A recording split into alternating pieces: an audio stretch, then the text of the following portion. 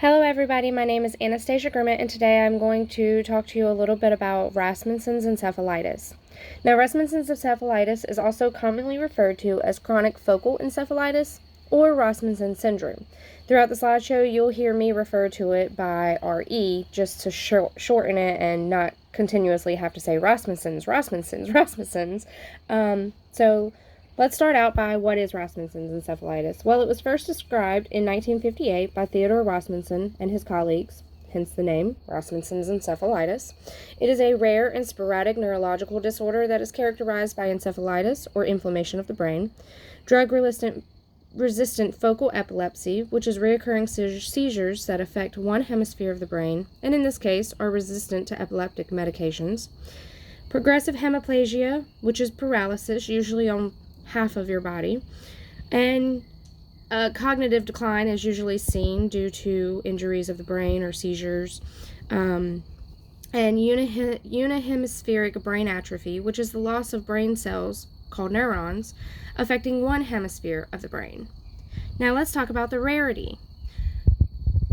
Rasmussen's is pretty rare. In the UK, case studies show us that only 1 to 7 out of 10 million people aged 16 and younger contract this disease. With that being said, similarly, Germany showed 2 to 4 cases per 10 million people aged 18 and younger. It often occurs in children. In fact, it actually occurs most often in children under 10. The median age of onset is 6. There are 10% of cases that are actually adult or adolescents, so it shows that, again, it is mostly occurring in children, and there is no indication of predominance in sex, geographics, or ethnicity. The comorbidity of RE is still kind of unknown as well. Researchers have not confirmed whether the abnormal immune response profiles actually contribute directly to the tissue injury or if they are a result of the said tissue injury.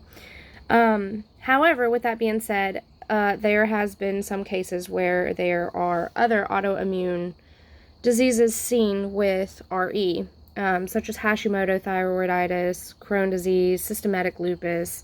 These are all things that they've seen a couple times with patients who have RE. Now on here, this is a MRI scan of a person with RE.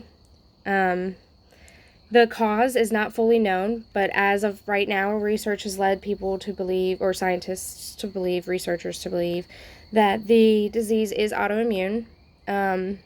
Most diagnoses are done through MRI. It's really the only sure way to kind of tell that that's what's going on. You might be able to find symptoms and things like that, such as the EEG can usually detect abnormalities and can indicate RE, but is unable to, at this time, differentiate between other causes of epilepsy. Treatment for RE is complicated as the exact causes of the disease are still elusive. So if you don't know what's causing it, we can't really fix it.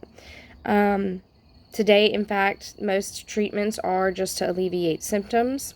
The most common is surgery for seizures.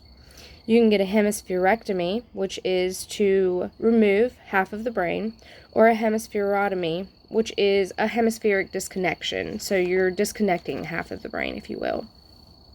There has been small successes that have helped with some symptoms from the immune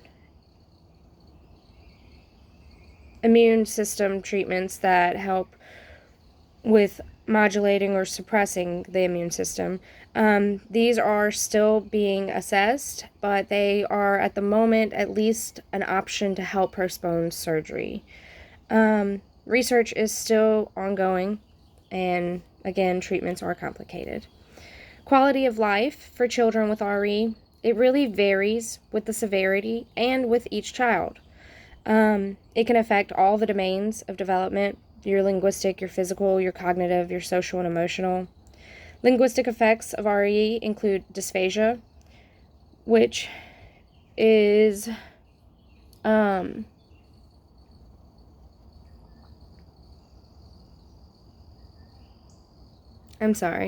which is where you have difficulty with speech, or language development or progression, and language comprehension.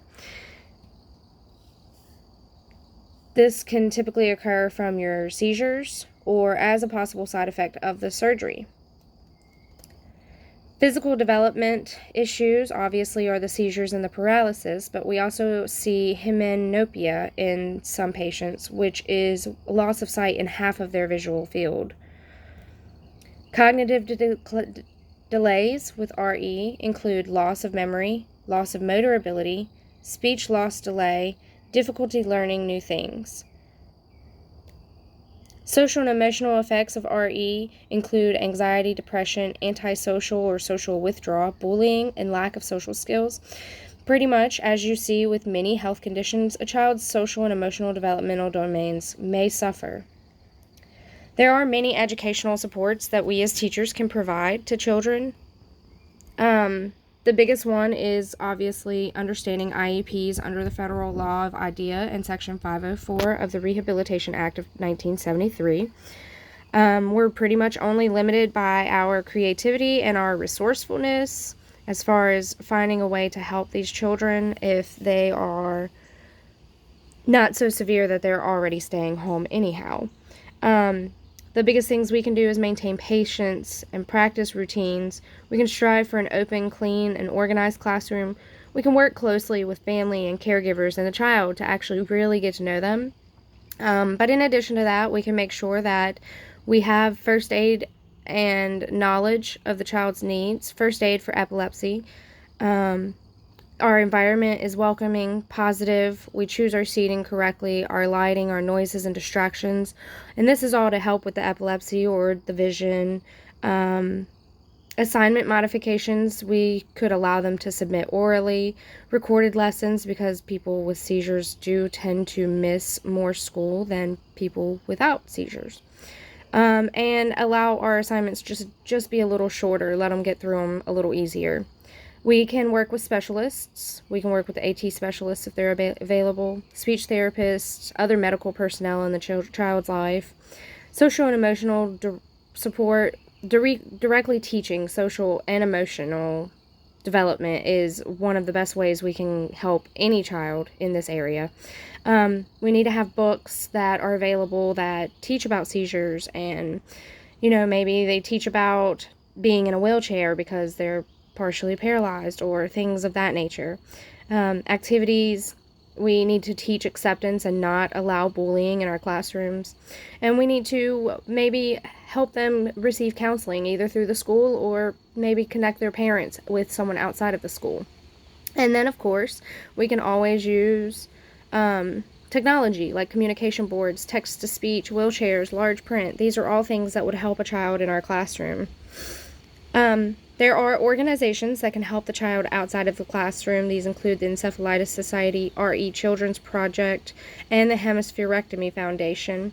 You can find their websites online, and they will help connect patients and families and direct families further on research, resources, and services that are available to them.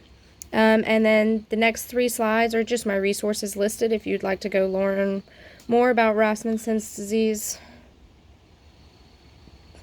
Or Rasmussen's encephalitis, yourself. Thank you and have a great day.